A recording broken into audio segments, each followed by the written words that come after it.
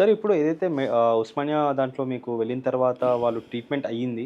మొన్న ఒక ప్రెస్ రిలీజ్‌లో ఒక స్టేట్మెంట్ ఇచ్చారు ఏసీపీ గారు. అవును. ఏదైతే మెడికల్ కాలేజ్ డాక్యుమెంట్ ఉందో సార్. దాంట్లో బాబుకి డయాబెటిస్ ఇంకా ఏదో న్యూరలాజికల్ ప్రాబ్లమ్ ఉంది అని చెప్పేసి. సార్. అండ్ దాంట్లో ఒక చిన్న మిస్టేక్ కూడా ఉంది సార్. 16థ్ రోజు డిశ్చార్జ్ అయ్యారు అని చెప్పేసి ఉంది. అవును ఈ సార్. రోజు డేట్ వచ్చి 15థ్. సో అంటే బేసిక్‌గా అది ఒరిజినల్ డాక్యుమెంటా లేకపోతే ఎవరన్నా దాన్ని ఫార్జ్ చేసారా? ఏంటి దాని కథ? సార్ ఇది పోలీస్ స్టేషన్‌లో ఒక లేడీ పోలీస్ వాళ్ళు ఇచ్చింది సార్. ఓకే. మొన్న 10వ తారీఖు రోజు మా భార్య కంప్లెయింట్ ఇవ్వడానికి వెళ్తే తీసుకోకపోగా గేట్లేసేశారు. హ్మ్.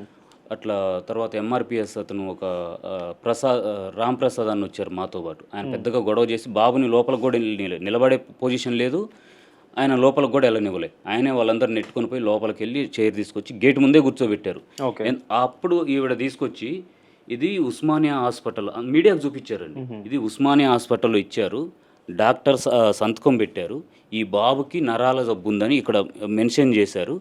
దీనికి సంబంధించి ఇంకొక పేపర్ ఏదమ్మా గూగుల్లో వెతికి ఇది టైప్ చేసి గూగుల్లో వెతికితే ఒక ప్రింట్ తీశారు. ఆ ప్రింట్ కూడా ఆవిడ మీడియాకి చూపించారు. నేను అప్పుడు చూసుకోలేదు అక్కడ. సరే కదా అని చెప్పేసి ఇది పట్టుకొని వచ్చాను. ఇంటికి వచ్చిన తర్వాత చూసుకుంటే ఇక్కడ 3వ తారీఖు పోలీస్ స్టేషన్ నుంచి అప్లికేషన్ వెళ్ళింది వాళ్ళకి. సార్ 16వ తారీఖు అడ్మిట్ అని వేశారు. తర్వాత 2వ తారీఖు 2వ తారీఖు ఏమో డిశ్చార్జ్ అని వేశారు. ఇదేంటో నాకు అర్థం కాలేదు.